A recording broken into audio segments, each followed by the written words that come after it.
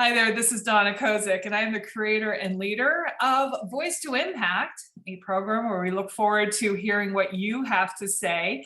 And this is our Voice to Impact Spring Summit, and today I'm interviewing panelists about the voice of legacy. So, first of all, without even noticing, I believe there's been a growing gap between generations. And the voice of legacy is about passing down memories, celebrating shared experiences, and honoring the past. It's linking one generation to another to strengthen the bonds and traditions that make a family while also creating a legacy for yourself. I'm pleased to introduce today's panelists. First up, we have Cheri Evjen, and she is a certified grief recovery method specialist who, after suffering the unthinkable loss of a young granddaughter, found no support for grandparents of child loss. Cheri's mission is to help other grandparents live through their grief and share that experience and strengthen the bonds within each other as well. Melissa Kitchen lost her parents at a young age, which led to a mission of preserving family history for herself, her siblings, and her children, along with inspiring and supporting others to do the same. And Dr. Lawana Parker has a special passion for journaling after a family member left one behind, and she recognized its importance and as a way to share your stories and preserve your present for future generations. Thank you all to my panelists for being here. We are going to touch upon some tender subjects this morning, I think, with Voice of Legacy. I have my Kleenexes nearby. Maybe you do as well. So I wanted to first ask a question of all of you, and that is that you have found your voice about preserving legacy after losing some family members. I'd like to talk to you and hear from you how that's actually your work in this area has helped you personally. Melissa, why don't we start with you? Sure. So personally, as far as this helps me to connect to, I guess, the voices that I no longer had. I feel like anytime that we can all find anything in that's written by someone in the past, again, as you mentioned, Donna, I really became passionate about this after losing both my parents and having a really hard time in search of things in their voice. We had pieces and bits of their story, but we didn't have their voice. So for me, the important piece of this that really helps me is I want to leave that for my sons, and anything I can find that's from that they were here, right? Just proves that I was on earth or the future generation was here, because we all want to be able to live on in those generations. So yeah, I think that would be right. And could you talk a little bit more about like when this idea struck you about preserving family? And yes, so go ahead. Sure. So in the beginning, even before I started, so it's funny because I have been working on this without realizing I was working on this, without realizing this was my mission. It was a mission from the beginning. When my brother and I and my sister would try and find pieces and be stuck places and not have the details, that was that treasure hunt of finding the memories and finding the past. But as I started realizing that I was always interested in the past, whether it was my own past or the other past, I then began realizing that through one of actually our courses that we did on book writing, that the mission behind my love of history was not just all history, which I still believe that's an important, like I still love old houses. I feel the people in them, but I think that for me, even coming to the like more even focused part of that was realizing, yes, this is so simple. It's so human. It's something that, again, we talk about a tender topic, but I started sharing the topic and realizing how universal it is, that we want to be remembered, or that we want to remember people. So as we did our work in one of the workshops I began working with, I thought my topic was, and my mission was something totally different. And then I realized, wow, it really is almost this very universal. I mean, not almost, it really is about that everything else comes from that. So for me, that purpose of sharing the legacy, not only of my parents, or future past, but even of the now, for myself and for my future, for my children, to have the voice of me that I didn't have of my parents was really, really the goal that I have now. Yeah, it's so interesting how, you thought it was like houses, no houses, and then actually it just kind of came down to home Yeah. and your home. But even then, as you mentioned, there's some universal themes Yeah. and all that that can help everybody. So wonderful. How about you, Cheri? Finding your voice about preserving legacy after losing your granddaughter, Erica, and in the work that you've done, I know you've done a lot of writing in this area. How has that helped you? Thank you, Donna. Well, it has helped me to heal, basically, if I want to be very frank about it. Losing my granddaughter and having her go through a very lengthy illness, months upon months in a children's hospital, and then eventually home hospice with us before her death, was really a test of faith. And it really impacted me personally because I prayed and believed that she could be healed and she would be healed. I'm additionally a certified hands-on healer, a trained healer, and yet I could not save my granddaughter. So that was a real test for me and a lot of self-wondering and self-doubt as well. But pursuing these extra tools, I'll call them, in my toolkit, learning about grief recovery method, becoming a specialist in that, going through that process, as well as speaking with other people. And, again, searching for grandparents, support groups where there are none. So really realizing I did hook up with a local charity that works Halos of the St. Croix Valley, which I featured in as the charity in your book, 365 Days of Gratitude. And that organization supports parents. They supported my family and my son as well. And I learned many things from them, which helped me. So my work here is not really leaving a legacy for my granddaughter who preceded me in death.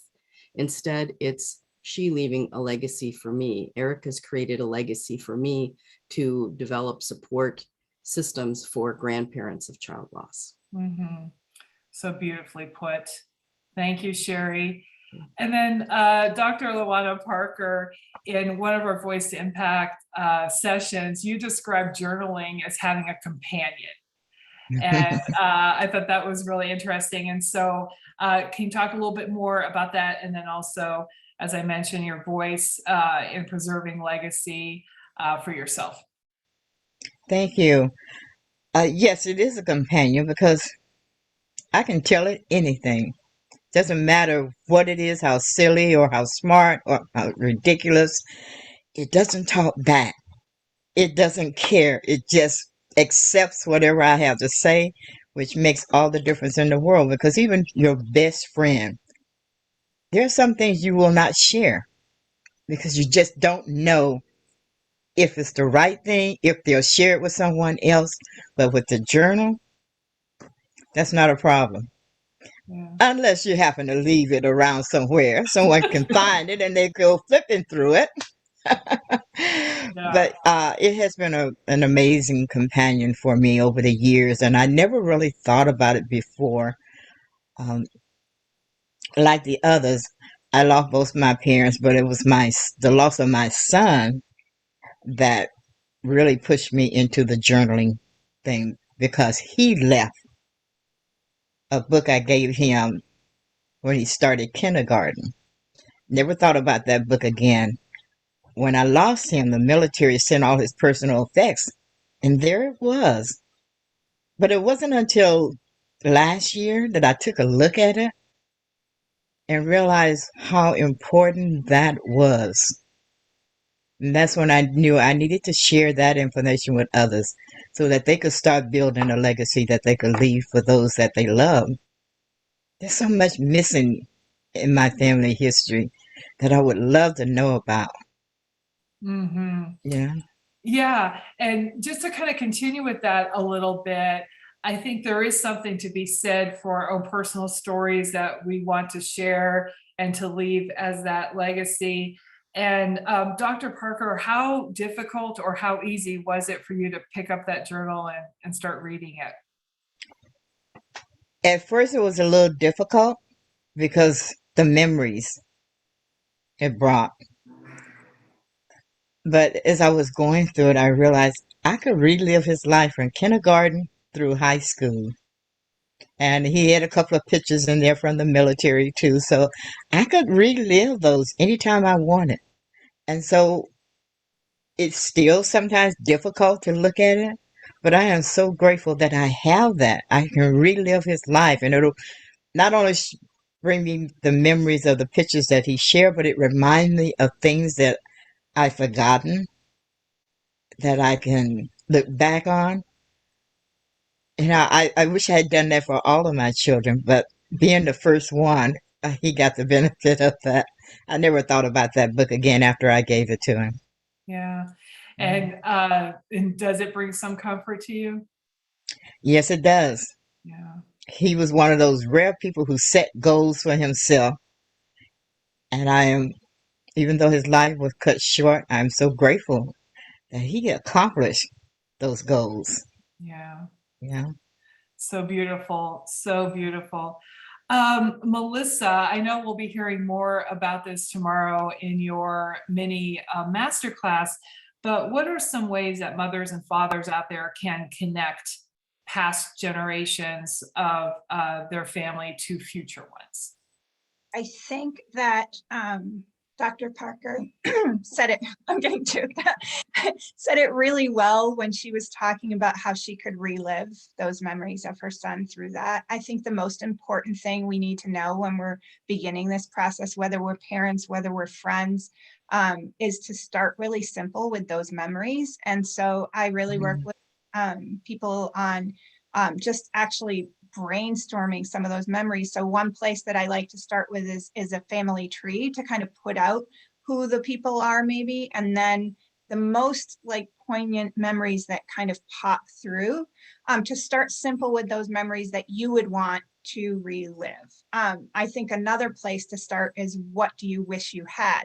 Because Dr. Parker also said those gaps that we have, that was really my drive also, was the gaps that I didn't have that I want my kids to be able to do what she was able to do, which is exactly what she wants, that mission of having people be able to relive those when you're not there. Mhm. So I think starting with some of that, whether it's doing it by the people in our past or focusing just on our own life and going through a timeline of simple memories or simple lessons. It really can be simple. I think that's one thing I've learned is I've started journaling and documenting is to just start with one type at a time and start Mhm. really simple. The one we're going to do tomorrow is very, very simple on a lesson that you learned from someone. And that most of the stories that I've been working with clients on now have been those ones that can be tweaked for anyone. I have a friend right now who's saying goodbye to one of her best friends who's in her late stages of cancer. And we created a template just for them on their friendship memory. So I think it can be however you want to start, but it's those simple places, and keeping it simple and just putting the feelings down is most Mhm. important. Right. Mhm. And that's a wonderful place to start about like what is the major memory Mhm. that pops through when you're thinking of this person and to capture that in writing. And that is also a story. And that's something that can bring a smile to your face anytime. Mhm. You can relive it through reading it as well. So beautiful. And Cheri, you mentioned about your granddaughter Erica and the legacy that she is leaving, and then along with you. What are some of the ways that you and your family keep the memory of Erica alive? Well, I'll tell you, in the very first days and weeks after we lost Erica, we tried to talk about her, and frankly, we'd get choked up and cry. We couldn't even get through a sentence speaking about her or sharing even a positive memory, just because we were just so sad and in the midst of our, intense grief process. So we would create some solace for ourselves by viewing videos and pictures we'd taken of her. So those were things way we could connect her every day, and we would think of her, of course, but could not even discuss her or speak about her because it was just too painful. We'd choke up and cry. But then a few weeks after she passed was her third birthday. So I would decided then, I personally believe that when we leave this earth, our souls still live and we exist. We just change form, and that we have the ability to come back and spend time and visit our friends and family here on earth, that the veil is thin and people can, their souls can go back and forth. So I believe that she can be with me on holidays and when I talk to her and ask her to. So on her third birthday, even though it was difficult, I was the only person in the family who could manage it, but I had made a birthday cake for her and I put a candle on it and I sang happy birthday to her, blew out the candles and wished her happy birthday. And that is something that I continue to do every year, whether I make the cake or purchase a cute little one for her, but decorate it with a number candle for her birthday. And that's one of the stories I wrote again for your 365 days of gratitude this year, was about sharing that with Erica every birthday. And so this year in September, she'll be 8. Somewhere in heaven, she'll have her 8th birthday and I will make a cake and sing her happy birthday. The other things we did later, when we could, was at Christmas time then rolled around. So the first Christmas without a loved one, whether it's a parent, grandparent, or child, is of course the most difficult. And it just seemed really empty, even though we celebrated with extended family, to have no gift for Erica under the tree anymore, nothing for her. So that first year I decided that I would every year purchase a Christmas gift that would be age appropriate for whatever age she would be, and wrap it with her name, put it under the tree. And then I open it for her Christmas morning and tell her, this is what I got you, here it is, and Merry Christmas in heaven. And then I donate that gift to Toys for Tots for other children to play with and use. But it's a way I keep her memory alive that way. Yeah. And as you know, Beautiful. we're writing. So I'm Right. writing stories about her, and her tree, Erica's tree, is one of the stories I'm writing, and creating a larger book about our experience, which is my goal to publish with you soon.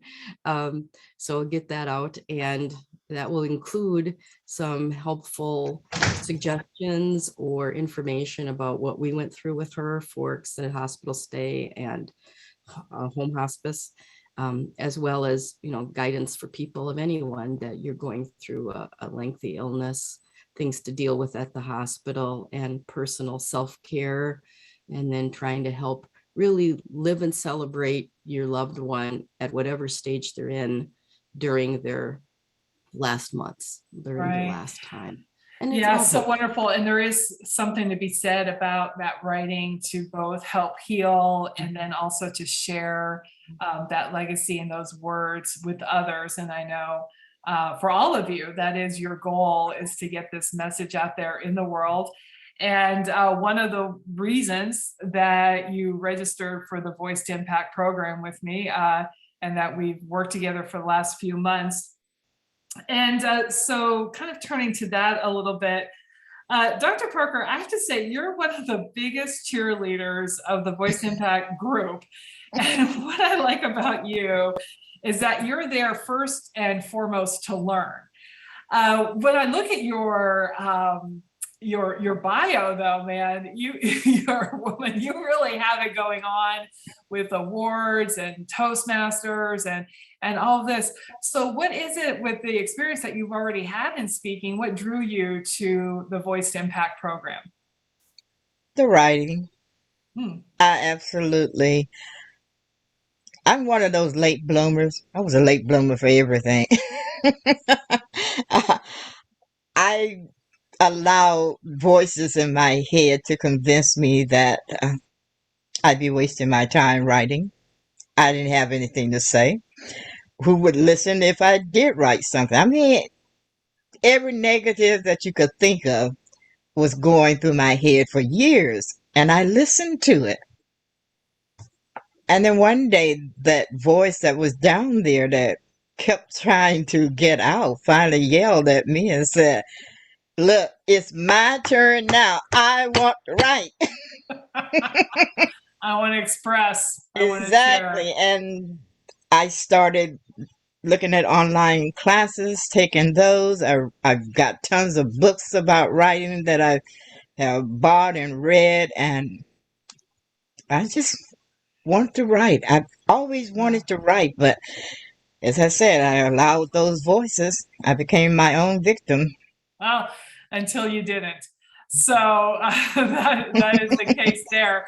And again, I just get such joy in how during my trainings, whether it's, look to camera or read to camera or lighting or something like that, you're like, wow, that was really good. That was really interesting of what you learned there, and your enthusiasm for it really lights me up. So thank you.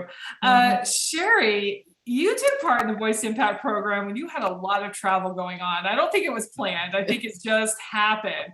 But one session I remember distinctly is you in front of a shower curtain in a bathroom and tuning in for class. How did you make that all work? Oh, it was crazy. A lot of patience. I missed many classes, which saddened me. But yes, as you said, try to squeeze it in whenever I could while I was traveling and helping prepare a home for sale, and had work crews coming and going, and would sneak away the only quiet place I could find that one day. So I'm sitting on the floor in the bathroom, with just holding the laptop, trying to get it in. But first and foremost, I will say it was a sense of community of everyone who were participants in the Voice to Impact program. Really did help me and supported me. And when I would come in and say, I missed the last session, what did you do? Tell me the important stuff. Someone always did. And I could also learn from the examples others gave and their practice on camera.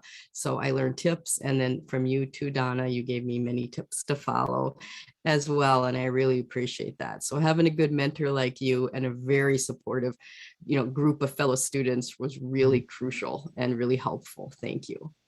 Yes. Absolutely. Always, like I say, it's my pleasure, my privilege to have people like you in my programs. And thank you, Cheri, for that. And then Melissa, for you, I have to say, and you alluded to this earlier, I really seen you develop a steadiness in your message that wasn't there a few months ago. Can you tell about how you feel now versus how you felt then? Wow. Yeah, I feel on purpose now. When I started, I joined, again, similar to Dr. Parker and Cheri, talking about the community piece. So I started with the writing. I started writing fiction and knew that there was another message, right? And so I joined you in some of the writing. And when you had developed this and searched, and presented it to us, the whole piece I knew I was lacking was I had been living my purpose invisibly behind the scenes. And similar to what Cheri said, actually everyone said, not having confidence in myself to be able to do that. But also because the message, I think, is such a personal message that sometimes you don't see what your purpose is or what your mission is until you just start doing. And one of the pieces that has been so helpful, in addition to the community, which is number one, but your way of helping focus, getting down to business, holding accountability, but in a loving, supportive way. I just felt like I found you at the perfect time. And you saw me go through the challenges of like naming it. I didn't want to name it. I don't know why. I was afraid to be visible, and I was afraid to be it. Even coming today, this has been like, I had ventured on a path similar to this in the past and had to stop and pause and was afraid to come back into it because the community wasn't as supportive, because I was trying to do it myself. I was pushing. And when you talked about now you can see it steady, I'm just in flow now. I know I have you all in the community. It's ongoing support, whichever piece I decide to like jump in on and work with you on. And I really appreciate that. And so I just know that's what I want to be to others. So in addition to the Voice to Impact skills you gave us, you also led by your example, by being there every day for people if they wanted to be part of your daily check-ins, or what's the next weekend that we're going to all get together. And I loved the community and the safeness of what you developed and the cheerleading, like there's so many ways that just allowed me to flourish. So I had all the love and the support, but then you were also like, what is it going to be? Where do you want to go? It took that wishy-washiness and really focused me. So you saw me, and that I appreciate that. So thank you. Oh, you are most welcome. And thank you, Melissa, Cheri, and Dr. Parker. I just love all of you and having you in the program. And, it's something I never really even thought about when I was creating Voice to Impact, but was this sense of community and support. But there is something to be said with knowing that you're in a safe space with a group of people trying out something that you might never have said before. You're searching for the words and all of that. And I'm glad that was beneficial to you. So thank you again to my panelists, Melissa Kitchen, Cheri Evjen, and Dr. Parker. If you're here live, stick around. We're going to do some door prizes next. And if you're watching the recording, and also for those of you who are here in person, thank you so much for supporting us in the Voice to Impact Spring Summit. I'm so glad to be able to bring these to you. Bring these wonderful panelists to you so they can share their message. And someday we look forward to having, we have a question. Did we have a question for one of the panelists before no. Okay.